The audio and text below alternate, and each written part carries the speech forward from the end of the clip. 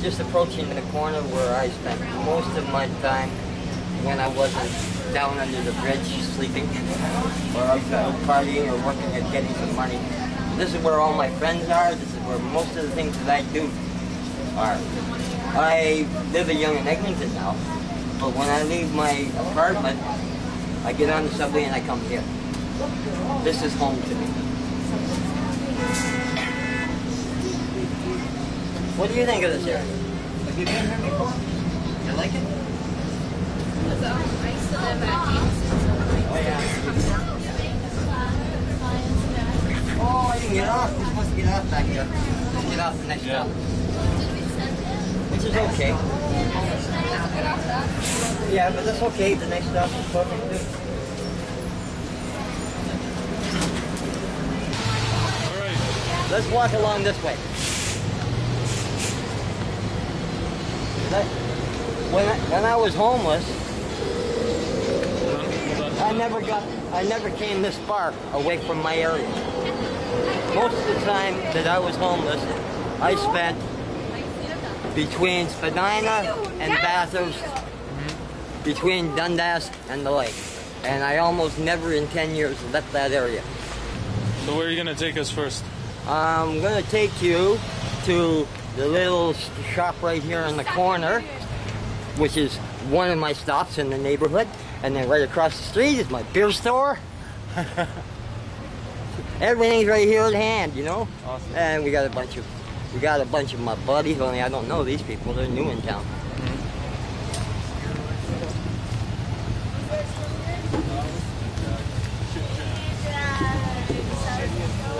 Twinkie is from Ajax. Yeah. You know what a Twinkie is somebody who lives in the suburbs and comes down and pretends to be us. Oh, pretends. He's a pretender. He's a Twinkie. Hey, brother. How are you, my friend? You need a little help? Yes. How are you today, anyway? Not bad. Thank you. God bless you. Sure, right? Okay. Whoa, look back over that. This is the Toronto Alliance Church. They have community suppers and clothing bank and food bank. And the pastor that was the main pastor there is now in Winnipeg, but he became a good friend of mine. But this is like a cool place. This bar is important, the beer store is important, the Kit Kat. This is like my neighborhood. Where's the best place to get some photos?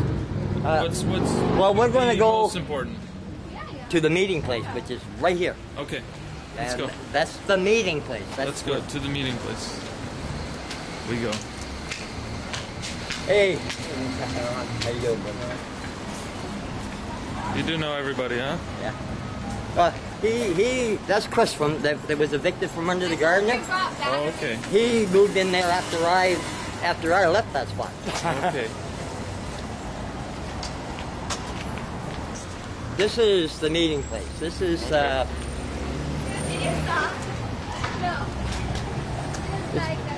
Hey, boss. How you doing? You want to talk to them? Well, I don't want to put them on camera without doing, you know. How you been? Oh, I'm sorry. Yeah, that's yeah. It's to be expected. I have a good understanding of what people's reactions are to cameras. Yeah. Well, especially, you know, in the homeless community, there's a lot of people that are wanted by the law. They don't want to be on camera. Stop singing the tattoo song. They're closed at this time of day. But this is one of the few places where a homeless person can come and have a shower. The meeting place. I've done that before. What is wrong with you? I hope you die. You know what? I've been on my knees in the middle of the road and traffic just stopped and wait for me because I'm taking my shot. That's more important than their road.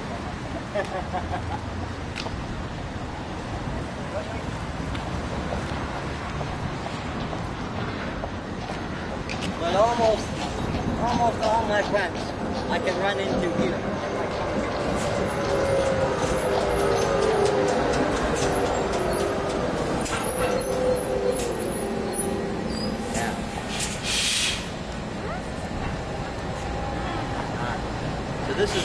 This is sort of my home away from home.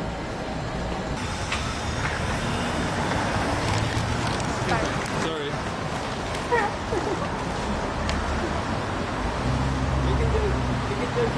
Am I trying to get that? The writing part too?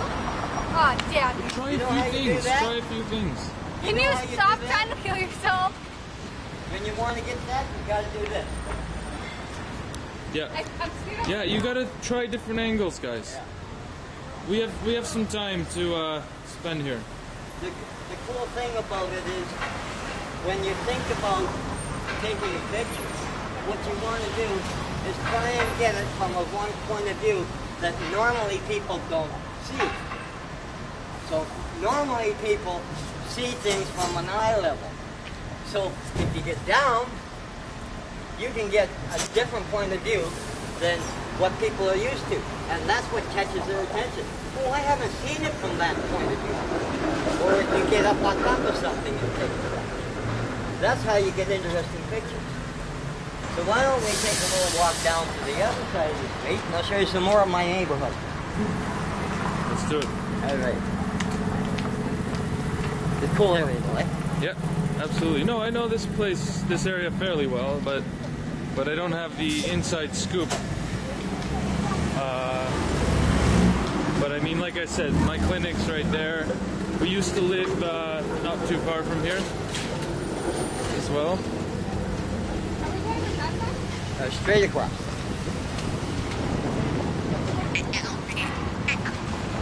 Let's maybe cross the street here. Or No, not? I want to just take a little bit of a talk in front of the Queen West. But if they weren't there, I'd get you to shoot that Yeah. gate because that was put up as part of this gentrification crap. They're gating off and fencing off all the places where we used to go. They're making it impossible for us to be invisible. That's one of the reasons, and it's counterproductive. Instead of fencing off all the places where we would go to hide to do our drugs, and forcing us to do it in front of everybody, they'd be better off to let us hide. We don't want to be out there in front of everybody. You know, we want to be invisible as possible. But they put up fences everywhere so we can't hide.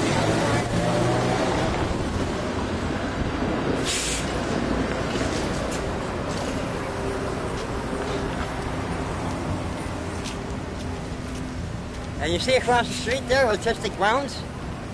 That little place right on the corner? They got a little gallery there where I've shown my work quite often, and so I feel my pictures in there. We're going to take a walk down the alley too. This is Queen West Community Health Center. This is where I come for my health. And this is where I learned how to paint because they had little art workshops. That's right. And again, we have fences. This was not here before. And homeless people used to come and sit on the benches there, drink their wine, and not bother anybody. But the city in its wisdom has locked it up, so now they drink their wine on the sidewalk. But it's just so amazing that the things they do are counterproductive. Instead of making things less obvious, it makes it more obvious. Instead of being able to sit in here out of sight, now they sit right on the corner and do the same thing.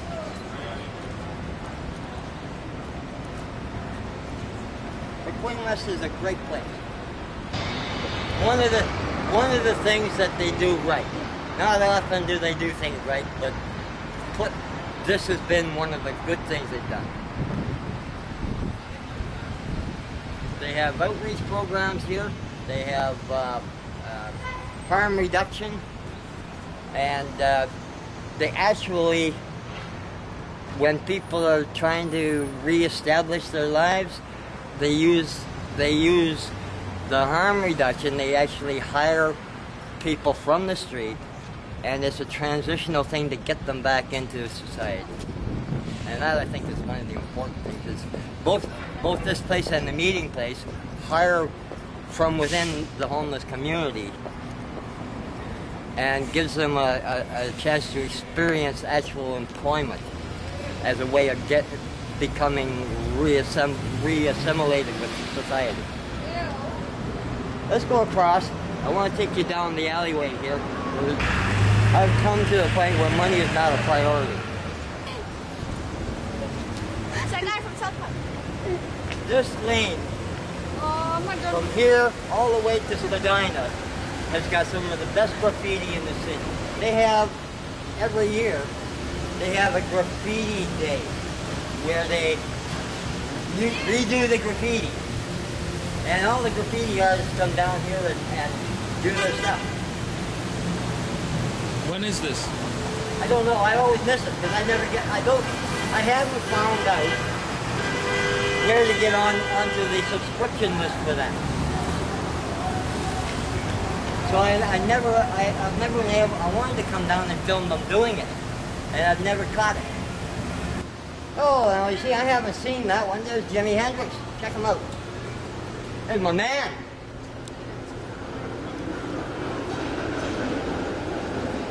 He invented the concept of forget about learning chords and just make sound with your guitar.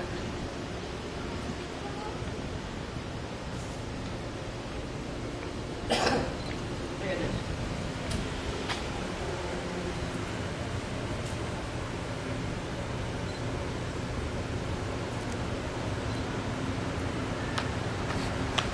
Are you taking any stills? Absolutely. This is so cool, isn't it? What's in there? A way of continuing the building across through the lane. So there was like a part here, but it's broken now? No, it was never. This was always a lane, but they wanted to expand their building, so when they built another one on that side, they joined them in the air. So I think that's a beautiful thing. But you remember what I was talking about bars on windows on ground level?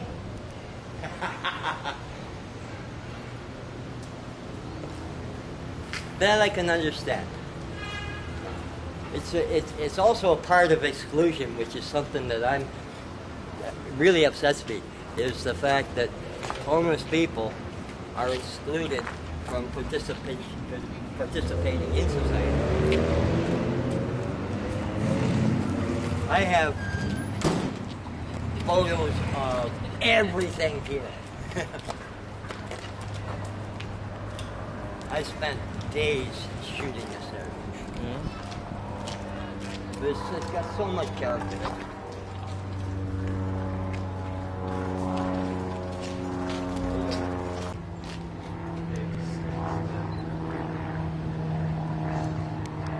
You notice that almost every square inch of this alley is covered in graffiti. Isn't that amazing? It's encouraged in here. This is one of the places in the city where there used to be, I don't know if it's still here or not, but there are places along this alley where they say, graffiti artists, please paint this. Yeah, absolutely. Lots of people respect graffiti as art. You'll see hope tags all over the city. And I was thinking of starting a campaign where I can get myself and a bunch of other people tagging friends of hope. Got it. I've got a fairly wide angle. Okay. Yeah. Even wider could be better. Because homeless people don't have washing machines in their squats. So when their clothes get so dirty they can't wear them anymore, they throw them away and they go to a clothing bank and get some new clothes. And when I was homeless, one of the things I used to do is I used to pick all of this up. And I would take it to a laundromat, wash it, and donate it back to the clothing bank. So I was sort of doing a recycle type of thing with it. Back in the 60s, John Lennon came out with a song called Revolution. You say you want a revolution, and I agreed with him back then. I thought at that time that we could have significant change without a violent revolution. But having lived all these years since then, I have come to the conclusion that the only way we are ever going to get any significant change is, first of all, to have major economic collapse to the point of serious depression where enough people are hurting that violent revolution is the only alternative. Then we have a chance of making some changes that are going to be worthwhile. Other than that, it's all band-aids and superficial. None of it means anything. It's like when they build housing and they make enough housing for 10% of the people that need it, but it's politically good they can give housing to 10% of the people, let 90% of them continue to suffer, and say, look what we did. They can brag about it. It's not something to brag about, it's something to be a disgrace. And this is going to be the seeds and the beginning of the gentrification of this whole neighborhood. Stuff like this is going to destroy this whole area. 10 years from now, you won't recognize this area and you won't want to walk down the street. I loved it. No trespassing. It's in the shot. Yeah. I did one piece of art, which is called exclusion. And what it is a whole bunch of these types of signs, and then I made a little wire link fence, soldered it all together and put it over top of it. There's exclusion. So a larger and larger proportion of our society is being excluded from participation in society. And on one side, that's a terrible thing. But on the other side, it's our only hope. If enough get excluded that we decide we're going to do something about it, maybe something positive will happen. I hope. Hey, here's one for you. I'm going to live till I die. And I pray to God I die when I stop living. Who's God, sir? Who's God? My best friend. Really? I lived 10 years homeless in the city. And you know what? In those 10 years, I had so many absolutely amazing miracles happen that I had to start believing in them. Oh, you had your yeah, that's good. Yeah. Like, for instance, I'm walking down the street and the sole comes off my shoe. I think to myself, shit, I gotta get more shoes. Before I get to the next corner, there's a brand new pair of shoes, still in the box, sitting on the sidewalk, myself. No way. Absolutely. That kind of shit happens to me all the time. That's luck. That's beyond luck. It cannot be luck to have that kind your of size in the box. In the box, and I've never found another thing like that. I'm sorry, I'm gonna have to call that fucking weird. It is. It is. Anyhow, yeah. I tell people step in. No, you can always crop in. But if you get in too close and you miss part of it, you can't add it later. You're right. You know what? My thing is, instead of doing that, I would tell people take 2 pictures. Take one wide, take one close. I tell people take 50 pictures and take them all wide. Interesting. But I agree with Robert Capa, who said if your picture's not good enough, you're not close enough. Yeah, but you can get close just, that's the beauty of digital. You can get close on the click of a button. Yeah, to some extent, but and with the pixels we have, but it all depends on angle too. Because the further back you get, you change an angle. So yeah, in some cases you're right. You got to get close in order to maintain. I normally step back, and there are times when I can actually take 10 or 12 pictures that are all good out of one single shot. Okay. That are all great out of one single shot. Fair enough. Okay. cool? Yeah, absolutely. I've never walked down. Look at this. Here's another shot. A little dark there, but still. This is my home. I love this. And you know, I really love showing off my neighborhood. It's a neighborhood that most people don't even begin to see because they go by it in their car or on the streetcar and don't even see all this great stuff that's happening now. Look at this man. That's cool. Look at this. Look at it. Yeah. When I get my new camera, I'm going to come down here and film all the music. Most of it.